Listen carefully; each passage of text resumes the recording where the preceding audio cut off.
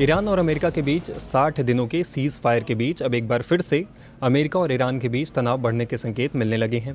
दरअसल 60 दिनों के जो सीज़ फायर हुई थी उसी बीच खामेनी के अंतिम संस्कार को लेकर एक हफ्ते का छूट अमेरिका ने दिया था और कहा था कि एक हफ्ते में आप अंतिम संस्कार निपटा लें, इस बीच हम हमला नहीं करेंगे। अब ये जब खामेनी का अंतिम संस्कार चल रहा है तो बहुत सारे जगहों से लोग पहुंच रहे हैं। करीब 100 से ज़्यादा देशों के प्रतिनिधि इस जनाजे में शामिल हुए, भारी संख्या में लोग शामिल हुए। ऐसा कहा जा रहा है कि करीब 2 करोड़ लोग शामिल हो सकते हैं जनाजे में। तो इसी बीच जो है अब ट्रंप ने एक धमकी दी है ईरान को। तो इसी धमकी की वजह से ऐसा लग रहा है कि फिर से मिडिल ईस्ट में जंग के हालात बन सकते हैं।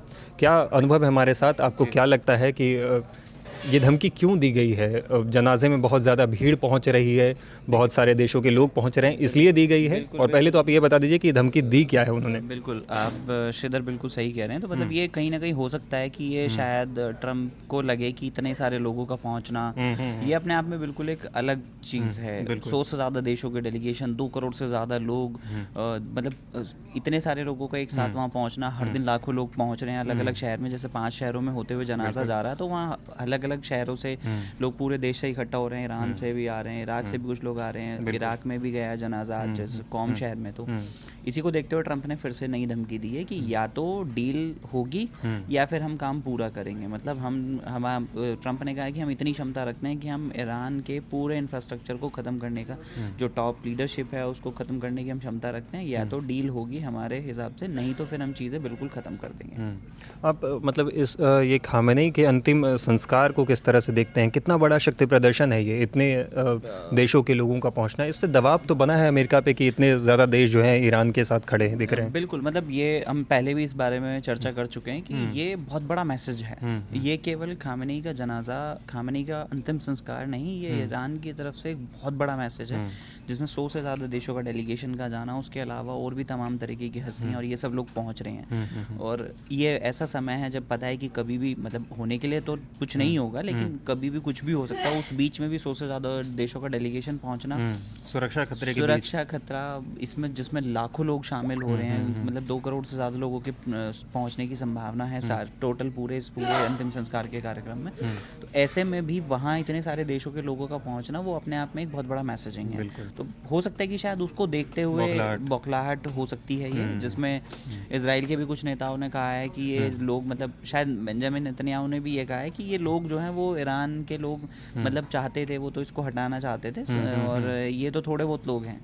जी, आपने एक बात का जिक्र किया था कि करीब 4 या 5 ऐसे लोग भी मौजूद दिखे इस अंतिम संस्कार में जो मतलब जिनका दावा किया था। रिसेंटली 3 लोग थे, जिसमें से पूर्व राष्ट्रपति थे और IRGC के चीफ हैं, कुछ फोर्सेस के चीफ हैं। ये तीनों लोग जो हैं वहाँ उसमें दिखाई दिए हैं, जिनको ईरान US ने पहले ही कहा था कि वो तीनों लोग हमले में मारे जा चुके हैं, और बाकी भी बहुत सारे लोग। तो उन तीनों का उसमें जनाजे में शामिल होना भी वो अपने आप में बहुत चौंकाने वाली चीज़ थी। बिल्कुल।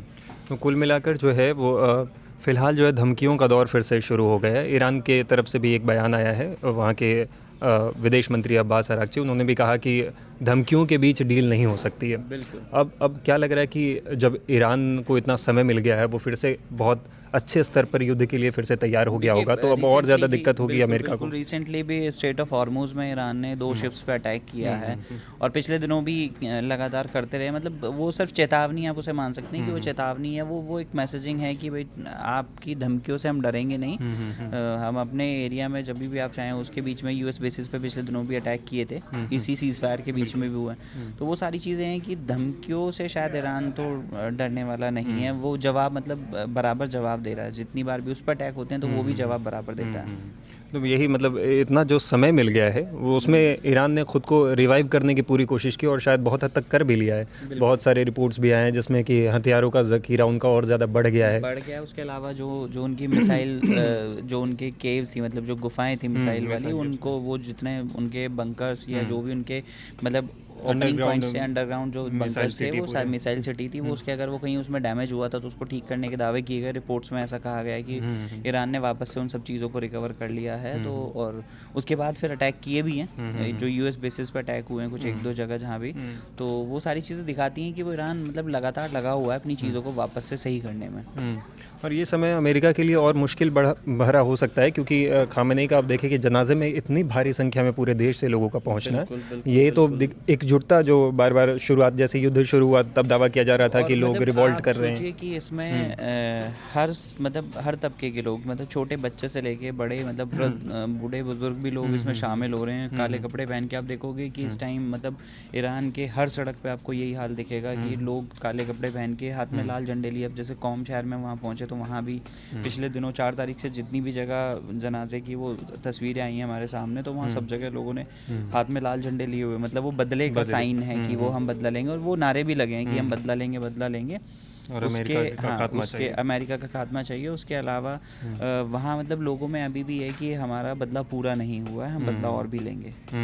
मतलब एक तरफ से देखा जा सकता है कि मतलब ईरान जो है और बेहतर तरीके से प्रिपेयर हो रहा है, जिस तरह से मतलब इसको टाइम मिला है सीज़ फायर को लेकर। अब ऐसा नहीं है कि दोनों के टर्म्स कंडीशंस में ईरान बहुत ज़्यादा रियायत देगा अपने टर्म्स कंडीशन में, या अमेरिका भी अपने टर्म्स कंडीशन में बहुत ज़्यादा रियायत देगा। अगर दोनों के बीच में एग्रीमेंट फाइनल होता है तो वो शायद मुझे लगता है कि वो दोनों के टर्म्स पे मतलब कुछ ऐसा म्यूचुअल अंडरस्टैंडिंग वन साइडेड कुछ नहीं होगा कि अगर यूएस चाहे कि मेरी शर्तों पे सारी जो है वो सब कुछ मेरी शर्तें मानी जाएं, तो ऐसा तो मुश्किल लगता है फिलहाल। हाँ, जैसे मौजूदा परमाणु कार्यक्रम को पूरी तरह से बंद करने की बात हो रही है। हाँ। तो क्या लगता है ये ईरान पूरी तरह से मान पाएगा, क्योंकि एनर्जी रिक्वायरमेंट्स तो है ना, और जबकि फ्यूचर एनर्जी ईरान ने अभी रिसेंटली ईरान ने मना भी किया जब उनका इंस्पेक्शन की बात हुई थी, जो परमाणु संयंत्र हैं तीनों, तो उसके लिए ईरान ने मना कर दिया था कि हम इसका इंस्पेक्शन नहीं कराएंगे।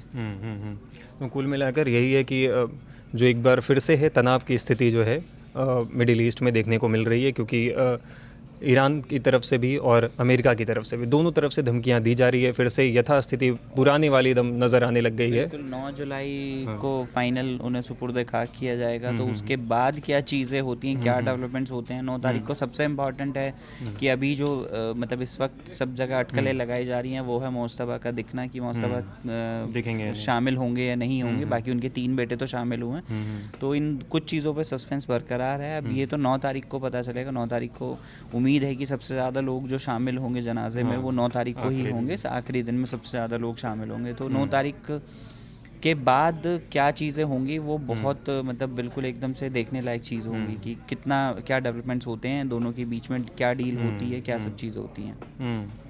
एक तरफ वही है कि अमेरिका की तरफ से दबाव बनाने की रणनीति जो है शुरुआत से ही जो राष्ट्रपति ट्रंप बनाए हुए हैं वो अभी भी जारी है।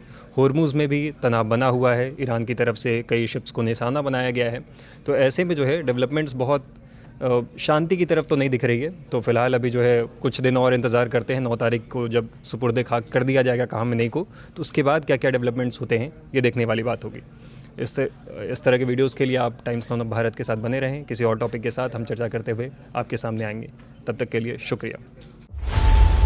खबरों की रणभूमि में यहाँ शोर नहीं सोच लड़ती है, जहाँ शब्द नहीं फैक्ट्स वार करते हैं और हर सवाल खोलता है सच की नई परत।